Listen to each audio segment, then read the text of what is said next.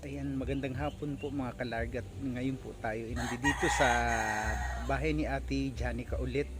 Babalikan po natin siya kasi nung nakaraan pa po yun kasi may grocery ako na dapat ibigay sa kanila.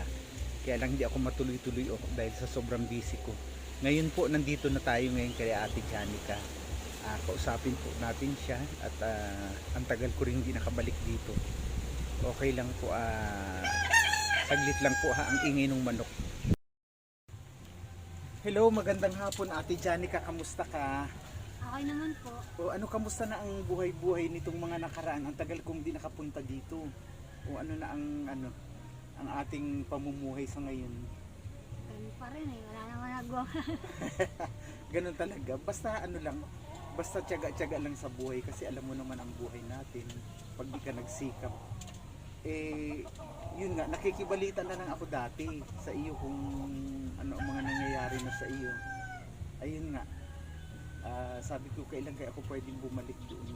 Ayun, buti nakasilip ako ng pagkakataon na bumalik dito kasi nga meron akong pupuntahin sa Tayuman. Ayun. Ang asawa mo nasaan ngayon?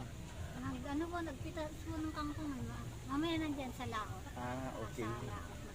Okay lang yan, basta may pagkakakitaan kasi ang hirap ng walang hanap buhay.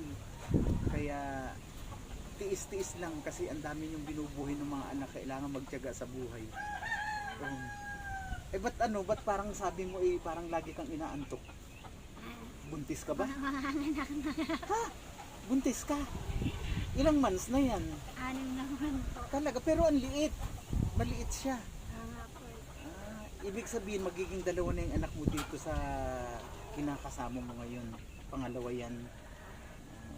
Ganun talaga, wala tayong magagawa kasi may asawa ka, hindi naman po pwedeng talaga, syempre may asawa ka, talagang posibleng mabuntis ka. Pero yun nga, kailangan control ng pagdami nila dahil mahirap ang buhay. Yun ang dyan, kailangan mag-isip kayo ng iba pang mga bagay na pwedeng pagkakitaan kasi lumalaki yung pamilya mo. Yung ilang anak ba yung kasama mo dito, yung anak mo sa una? Isa lang po, tapos isa. Yung anak niya, panganay. Anak ng asawa mo? Ibig sabihin ng asawa mo pala nga may anak pala sa iba. Hindi, yung anak ko, si Suraida. Yung panganay. Okay, oo. Anak mo na. Oo, yung anak ninyo talaga, oo. Pero yung mga anak mo sa una, nando sa nanay mo. Ay buti naman kahit pa paano. May tumutulong sa iyo. Kasi kung yung partner mo lang ang mag-aano dyan, mahihirapan yan. Kasi syempre, ilan yung papakainin. Buntis ka pala. 6 months na yan. Pero ang liit ng tiyan mo. Maliit ka talaga magbuntis. Oo. Ayun, kaya nga sabi ko na kung kailangan dumaan ako dun kasi ang tagal-tagal na nga nung na hindi ko maibigay-bigay sa dahil sobrang busy ko. Stress ako sa ibang hanap buhay. Kaya ngayon lang nagkaroon ng pagkakataon na pumunta dito. Kaya ayan, eto sana may kaunting dyan, grocery na yun ang tsaka may 5 kilos na bigas. Sana makatulong sa inyo kahit pantawid sa araw-araw na pamumuhay, di ba? Malaking tulong na rin po. Malaking tulong po yan sa amin. Oo. Mahina po yung pitas nila. Matumal na yun. Mababa pa yung bayan. Oo, kasi tawag dito, siguro nung December medyo maganda ang kita. Opo, nag-trend pa. Ang per Per bundle. Okay. Pero di ba dati 20 Abay, malaki ang Nakakamagkano yung asawa mo pag nung December, yung ganung lakas? 20. Pangit kasi titasin, hindi na ako may ulan. Kaya 20 pa rin. Oo. 25. Pero yung na yun, tawag dito, nakakailan naman siya ng sa maghapon? Hindi po sila maghapon kasi minsan wala silang kote. Okay. Pinukotahan po sila 15, 20. Oo. Kota po yung sa amin. Kaya ganun pa rin. Tumaas man yung bayan. Wala namang pitas. Yun nga lang. Kasi parang medyo uminit Tapos pumayat na yung kami. Oo, papayat yun kasi nga mainit. Hindi katulad nung talagang malalim yung tubig. Eh di syempre pag malalim ang tubig eh di mataba siguro ang kangkong. Ay naku, ano ba yan? Ay buti, ay ikaw wala kang ano, ini extrang pinagkakakitaan ngayong ano. Wala po. Ah, Wala pang puhunan. oo yun na. Pero nung may puhunan ka, anong ginagawa mo? Nagtitinda-tinda po ako doon sa may tapat ng bahay ng nanay ko. May Ah, ano doon. Nagje-gelatin, oo. nagpapalabo na ta ng mga laruan. Yun, okay din yan. Eh wala na po eh. Nakakayang malakad yun. Oo. At saka pag ganitong January, napakahirap ng ano. Ang hirap ng, mahirap yung pera kasi palibhasa parang naubos na nung December, ano, January. Oo. Kasi nga 'di ba nagdumaan yung mga ano, mga okasyon. Eh kahit ako din nakakaranas ako ng ang hirap makasingil. Puro pass. Ang hirap. Eh pag mayroon kang mga babayaran, eh nako, talagang iinit ang ulo mo pag ikaw ay walang masisingil.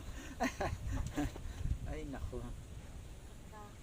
Nakaka-stress din sa totoo lang. Kaya yun eh kahit pero walang choice eh. Walang choice, ganun talaga ang routine ng hanap buhay din natin. Walang choice, lalo na katulad niya may mga anak ka na binubuhay. O di ba hindi ka ano, hindi ka pwedeng huminto.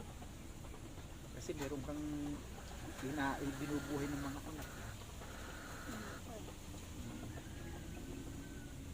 Ay, ang ano. Ay, tawag dito. Ito yung ano, ibibigay ko sa iyo yung kaunting grocery ha. Kasi ako'y aalis na din mamaya ng konti dahil ako ay pupunta ng Tayuman, Binangonan. Binangonan. Yeah. Binangonan. Ayan, ito yung ano, kaunting grocery at saka 5 kilos na bigas. Ayan. Pag naglamutan mo na yun kasi wala eh. Talagang yan. Hayaan mo sa susunod at baka sakaling ano, ano tayo ng ano, maganda-gandang ano, discarding tulong. Eh, hirap pag maliit na vlogger ka talaga, nagsisimula ka pa lang eh. Talagang medyo hirap din. Kaya iyon, pagtiyagaan mo na muna, pagtiisan mo na pala. Salamat po. Oo. Magpasalamat ka din kay Kuya Raul Francisco, yung aming head ng ano, charity. Kuya Raul Francisco. Salamat po sa Oo. binigay niyo sa akin. Malaking tulong po talaga to sa amin. Mm-mm. Salamat po. Oo. Ayan, sige po, shout out dun sa mga ano, sa mga team ano sa team ano namin na Charity Works and Equatorial Guinea. Maraming salamat din po dun sa mga nag-sponsor. Maraming salamat po sa inyo. At please subscribe my channel Migs Larga Vlog. Paki-share na rin po at saka panoorin yung mga video ko para at least man lang lumaki-laki po yung channel natin. Maraming salamat po at magandang hapon sa inyong lahat. Salamat po. Salamat po.